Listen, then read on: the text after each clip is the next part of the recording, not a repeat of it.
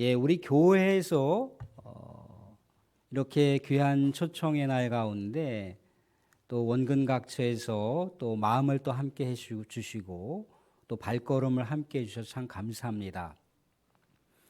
오늘은 우리 교회에서 기독교에서 예수님이 부활하셨다, 예수님께서 죽음을 극복하시고 다시 사셨다라고 하는 부활주의를 그렇게 복되게 보내는 절기라고 볼 수가 있어요.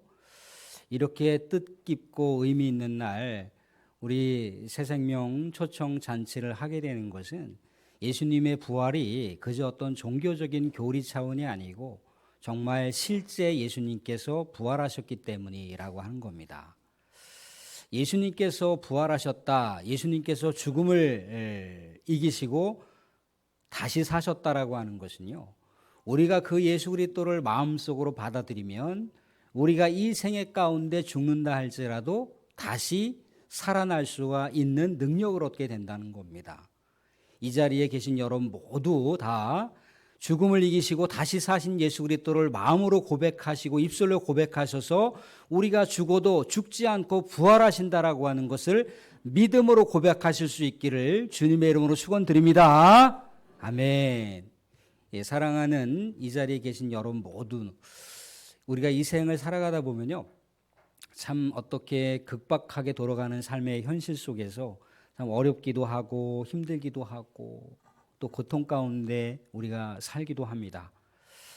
산 넘어 산이라고 우리가 어린 시절을 다 이렇게 이제 보내고 나면 조금 더 이제 청년기 시절을 보내죠, 그죠? 청년기 시절을 보내고 나면은 또 결혼해서 또 이제 성년기 시절을 보내게 됩니다. 그런데 각각의 시절마다 우리가 또 풀어가야 할 과제가 있고 또 부딪혀야 할 삶의 내용이 있다는 거예요.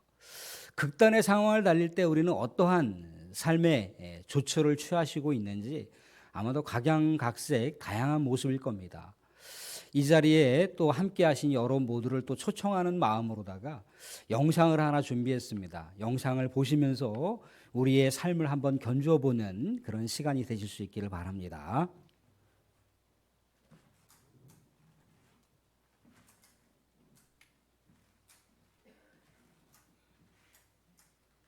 열네 개 봉우리가 있는 곳.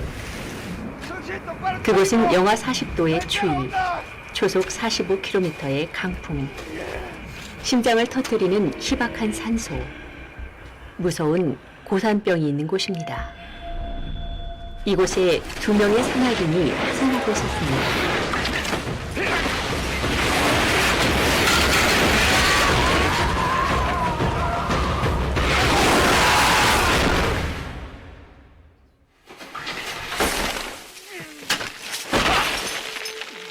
옆에 홀드 있나? 홀드 손 닿겠나?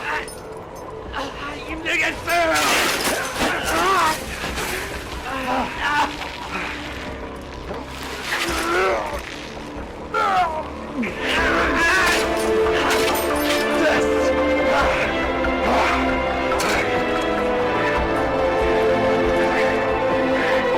가까스로 목숨을 건진 두 사람. 그러나 한대원은 강렬한 고산 태양빛으로 생긴 설맹으로 더 이상 등반이 불가능한 위기에 봉착하게 됩니다. 누군가가 도와주지 않는다면 그는 곧 동사할 것입니다. 구조대 어떻게 됐습니까? 지금 4시간 지났어요. 해줍니다. 저 혼자서라도 가가지고 재현이 찾아보고 운전이 데리고 올게요. 중보가 그건 절대로 안 돼. 막 섣불리 움직였다가는 이중천안이 된다고. 아이 그럼 뭐 불안하게 하니까 빨리 구조대 출발시키라고. 어떻게 죽어. 캠프에 있는 동료들은 최선을 다해 도움을 요청합니다. A rescue squad.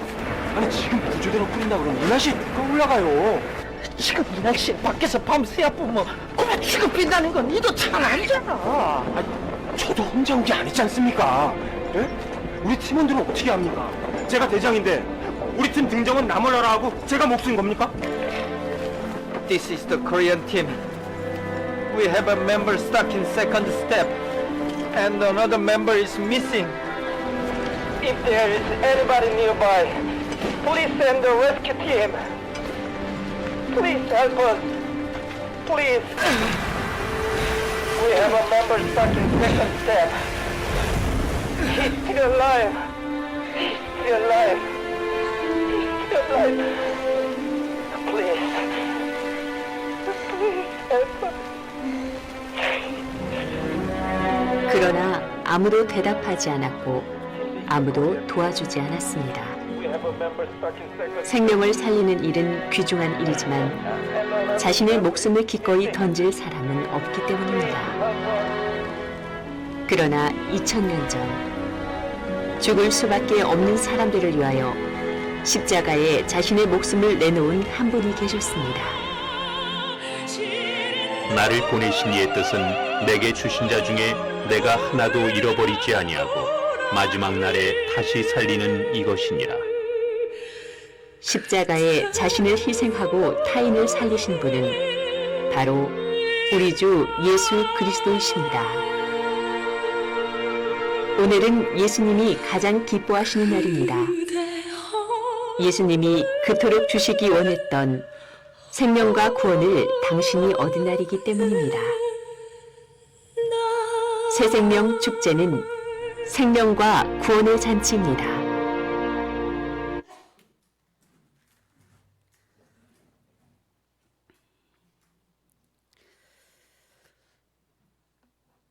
예수님께서 이 세상 가운데 오신 이유가 있어요. 세상의 사람들에게 죽음이 아니라 죽음을 넘어선 영원한 생명을 우리에게 주시기 위해서 이 세상 가운데 오셨다는 거예요. 우리는 이 세상을 살다가 젊은 날에 운명을 달리할 수도 있고 또 살다 보면 몸이 연약해져서 또 운명할 수도 있고 또 여러 가지 각종 사고와 또 질병 가운데 온전하게 고칠 수 없어서 운명을 달리하는 경우도 있을 수 있습니다. 근데 성경에서는요, 이 모든 것이 다 무엇 때문에 우리가 이 세상을 저버리고 죽느냐라고 나와 있느냐면 모든 사람이 죄가 있기 때문에 그 죄값을 해결하기 위해서 죽는다라고 얘기를 합니다. 그러면 우리는 이 세상 가운데 살면서 이런 얘기를 할 거예요. 아니, 법 없이도 살았는데 우리 아버지는, 우리 어머니는, 우리 옆 동네에 있는 그 어르신은 법 없이도 살았는데 그러면 도대체 어린아이가 무슨 죄를 지었기에 그 죄 때문에 죽는다고 말할 수 있는가라고 그렇게 우리는 물음표를 달면서 의문을 가질 수가 있습니다. 이 자리에 계신 여러분, 만약에 한 국가의 대통령이 외교적인 어떤 그 관계를 맺다가 정말 한 나라에 엄청난 빚더미를 안겼다고 생각을 해보세요. 한 나라가 빚더미에 쌓여서 나라가 부도 직전, 파산의 위기 가운데 있다는 거예요. 그러면 그 빚을 대통령만이 감당하는 것이 아니라 그 국민이 그 빚을 감당을 해야 된다는 거예요. 그런데 이 세상 가운데 사람을 대표하는 그 존재가 있었어요. 사람을 대표하는 존재는 아담이라고 하는 사람을 대표하는 존재입니다. 그 아담이 모든 인류를 대표하는 사람이거든요. 그런데 모든 인류를 대표하는 그 사람이 하나님 앞에 죄를 저질렀어요. 갚을 수 없는 죄를 저질렀습니다. 그래서 모든 인류를 대표하는 아담이 죄를 지었기 때문에 그 죄에 대한 내용들이 고스란히 모든 인류 가운데 살아가고 있는 우리들에게도 동일하게 빛으로 남아있는 거예요. 그 죄값을 해결해야 되는 거죠. 그 죄값을 해결할 수가 없어서 우리 모두는 다 죽음을 맞이한다는 겁니다. 그런데 갑자기 이 세상 가운데 이 모든 죗값을 해결해 주시기 위해서 오신 분이 계세요. 그분이 바로 예수님이라고 하는 분입니다. 그런데 그 죗값을 해결하는 것은 그렇게 단순하게 해결되는 게 아니라는 거예요.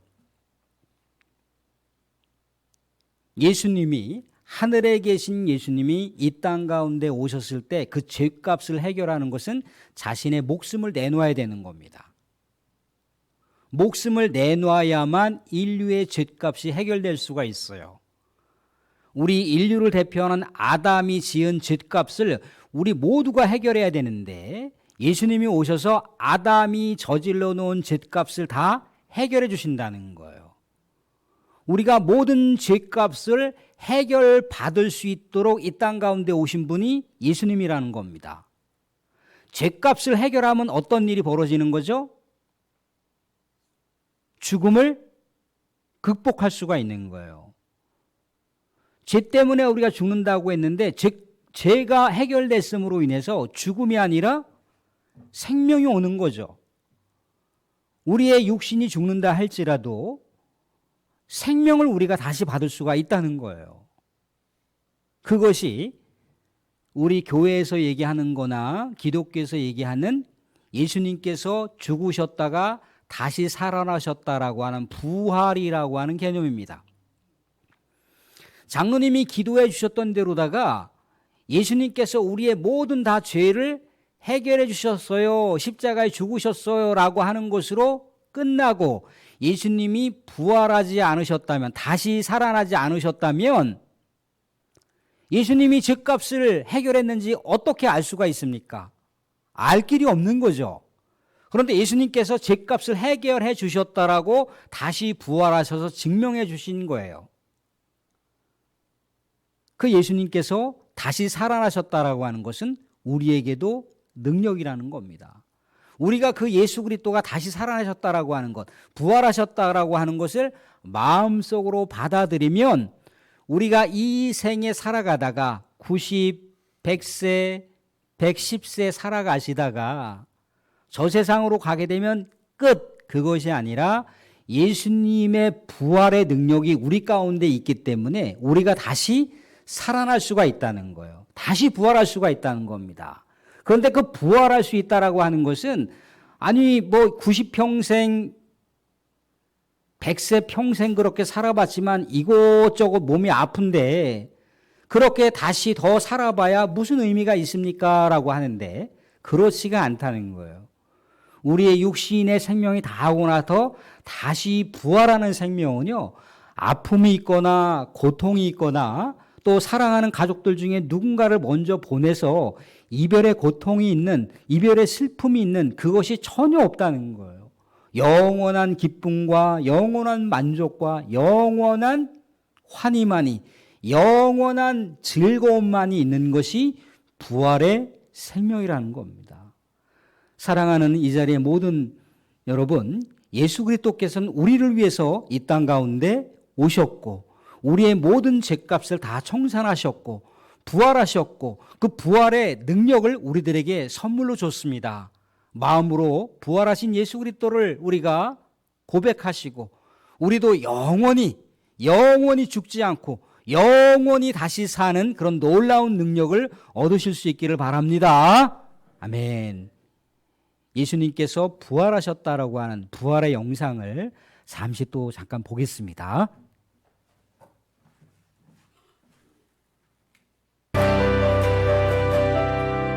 어두운 새벽 차가운 돌길을 따라 그분의 무덤을 향해 심장이 무너진 그날 이제야 마지막 인사를 드리러 그러나 무덤은 열려 있었고 그분은 어디 계신가요? 누가 그분을 가져간 거죠? 어디에 계신 거죠? 제발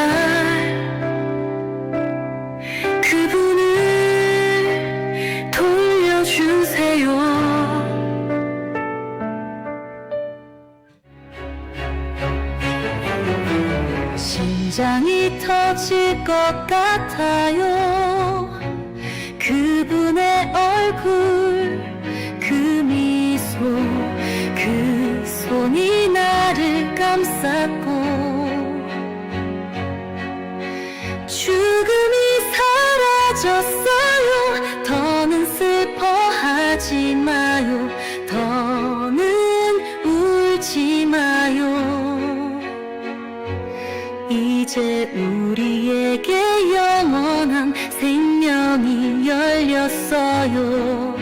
사람들에게 전하라. 사람들에게 전하라. 예수님은 살아나셨다. 다시 오셨다. 사망을 이기셨다. 사람들에게 전하라. 모든 이에게 외치라. 어둠을 뚫고 빛이 왔다. 그분은 지금 살아계신다. 그 말이 진짜였어요. 나는 봤어요. 그분의 손에 못자국이 있었어요. 사람들에게 전하라. 산 위로 들판 위로 예수님은 살아나셨다. 하늘이 열렸다. 기쁨을 외쳐라. 사람들에게 전하라. 예수님의 이름으로 모든 세상이 알도록 그분은 지금 살아계신다. 그분은 지금 살아계신다.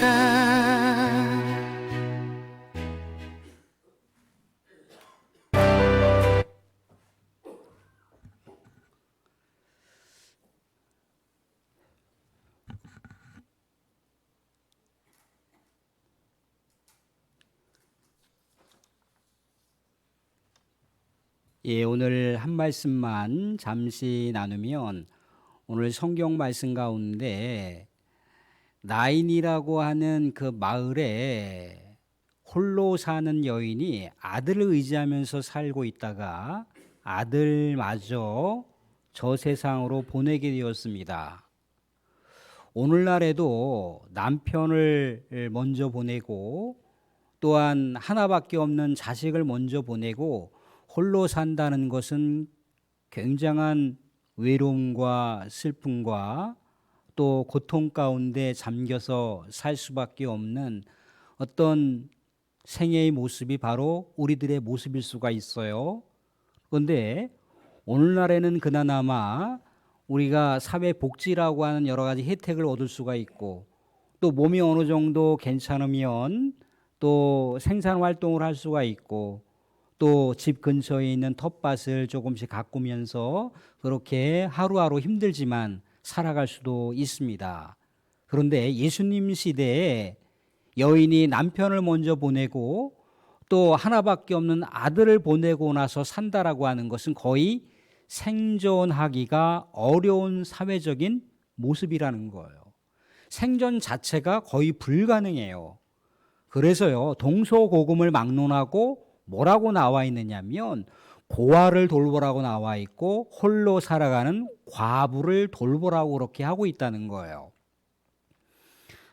예수님 시대에는요, 이렇게 남편과 하나밖에 없는 아들을 먼저 보내고 산다라고 하는 것은요, 가문의 누군가가 그를 가족으로 받아들여 주지 않으면 생존 자체가 불가능하다는 거예요. 정말 기구한 어떤 인생을 살아갈 수밖에 없는 삶의 구조가 홀로 살아가는 과부의 모습이었다는 거예요. 그 아들을 의지하면서 살다가 그 아들마저 보냈으니 얼마나 비통한 그런 슬픔 가운데 잠겼겠습니까? 그런데 예수님께서 오늘 그 여인을 이렇게 위로하고 있어요. 13절 보시면 누가복음 7장 13절 말씀인데요. 이렇게 위로하고 있습니다. 주께서 과부를 보시고 불쌍히 여기사 울지 말라 하시고, 아마도 예수님께서 그렇게 남편과 아들을 먼저 보내고 홀로 살아가는, 또 홀로 살아갈 수밖에 없는 이 과부의 심정을 아마도 같이 우시면서 여인아 여인아 울지 마라, 힘을 내자 힘을 내자, 아마 그렇게 얘기했을 텐데, 그렇게 말로만 위로하는 것이 아니고 예수님께서 가까이 가서, 오늘 14절 말씀도 띄워봐 주시면 이렇게 나와 있습니다. 가까이 가서 그 관에 손을 대시니 맨 자들이 서는지라. 예수께서 이르시되 청년아 내가 네게 말하노니 일어나라 하시매. 15절도 보시면 이렇게 나와 있습니다. 죽었던 자가 일어나 앉고 말도 하거늘 예수께서 그를 어머니에게 주시니. 여인이 얼마나 비통 가운데 슬픔 가운데 잠겨 있었겠습니까? 그런데 이 여인의 눈물을 또한 닦아주시며, 또 이 여인의 비통한 마음들을 함께 동행하시면서, 정말 하나밖에 없는 그 아들을 의미하면서 살았는데 그 아들이 죽었는데 그 아들을 살려주시는 놀라운 광경을 우리가 보고 있다는 겁니다. 여인의 이 슬픔이 해결되었잖아요, 그죠? 주변에 있는 모든 마을에 있는 사람들이 여인을 위로하고자 그렇게 격려하고 또 안아주고 그랬는데, 이제 슬픔이 아니라 어떻게 기쁨으로 모든 삶이 뒤바뀐 삶의 내용들을 우리가 말씀 가운데 보고 있습니다. 사랑하는 성도님들, 이 세상 가운데 우리가 살아간다라고 하는 것, 죽는다라고 하는 것은 하나님께서 정해신 하나님의 때에 우리가 하나님의 부르심을 받는다는 거예요.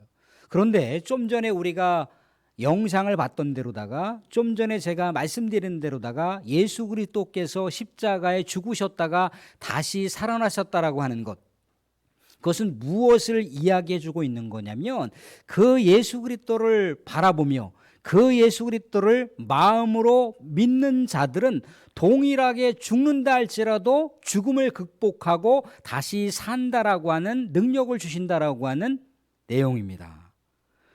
오늘 고린도전서 15장 21절 22절 우리가 말씀 가운데 함께 볼 수 있기를 바랍니다. 함께 우리가 21절 22절 함께 읽고 말씀을 마치겠습니다. 같이 읽겠습니다. 같이 시작. 사망이 한 사람으로 말미암았으니 죽은 자의 부활도 한 사람으로 말미암는도다. 아담 안에서 모든 사람이 죽은 것 같이 그리스도 안에서 모든 사람이 삶을 얻으리라 나와 있어요. 아멘. 이 모든 사람을 대표하는 아담이 지은 죄를 우리 모두가 짊어질 수밖에 없고, 그 짊어진 대가가 바로 죽음이라고 하는 것인데, 이 죄의 이 짐, 이 죄의 모든 것을 예수님께서 다 해결하셨어요. 그러니까 우리가 죄의 짐 때문에 죽음을 받아들이는 것이 아니라 죽음이 다 깨끗하게 끝났다는 겁니다. 그래서 우리가 육신의 연약함 때문에 죽는다 할지라도 예수 그리스도의 능력의 몸으로 다시금 부활한다는 거예요. 그게 바로 예수님의 부활입니다. 이 자리에 계신 여러분 모두 이 땅 가운데 정말 오래오래 장수하시면서 사시다가, 또 우리가 또 자연스럽게 주무시다가 또 저 세상에 간다 할지라도 예수님을 마음속으로 품고 또 예수님을 또 고백하셔서 그 부활하신 예수 그리스도의 능력으로 말미암아 영원히 100년, 1000년, 만년 영원히 사실 수 있는 여러분 모두가 되실 수 있기를 주님의 이름으로 축원드립니다. 아멘.